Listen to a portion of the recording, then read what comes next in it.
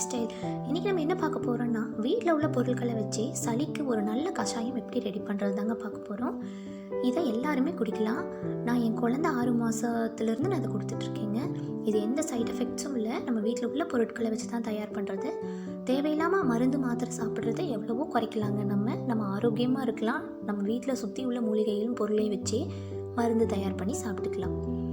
இப்போது இதுக்கு தேவையான பொருட்கள் பார்த்துட்டிங்கன்னா, வெத்தலை, கற்பூரவள்ளி, துளசி, கொஞ்சோண்டு மிளகு, ஜீரகம், ஓமம், ஒரு துண்டு இஞ்சி. இதுதாங்க இதுக்கு தேவையான பொருட்கள். இது பண்ணுறது ரொம்ப சுலபம்.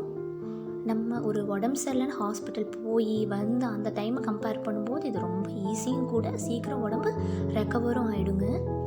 இதுக்கு ஒரு பாத்திரத்தில் 2 டம்ளர் தண்ணி எடுத்துக்கலாம். நம்ம ஆட்கள் அதிகமாக இருக்காங்க நம்ம வீட்டிலனா அதுக்கு தகுந்த மாதிரி தண்ணி எடுத்துக்கலாங்க. இது சளி பிடிச்சாதான் குடிக்கணும்லாம் இல்லைங்க.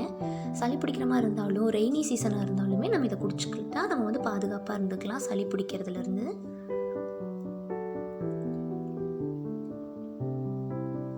இதில் 1/2 ஸ்பூன் மிளகு, 1/2 ஸ்பூன் ஜீரகம், 1/2 ஸ்பூன் ஓமம், ஒரு சின்ன துண்டு இஞ்சி. இப்போ நான் சொல்கிறது எல்லாமே 2 டம்ளருக்கு தாங்க. நீங்கள் அதிகமாக பண்ணணுன்னும் போது அதுக்கு தகுந்தாப்புல எல்லாம் எச்சம் எடுத்துக்கோங்க. 2 வெத்தலை, நல்ல பெரிய வெத்தலைங்க. அதை 4 3 கிழிச்சு நான் உள்ளே போட்டுக்கிறேன்.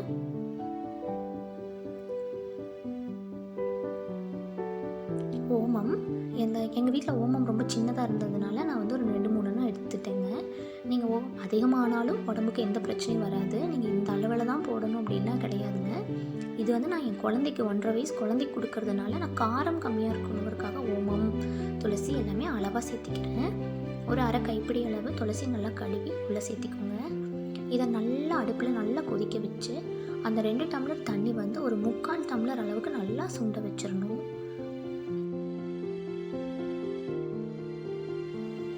இதை பார்த்தாலே உங்களுக்கு பிளாக் காஃபி மாதிரி இருக்குங்க.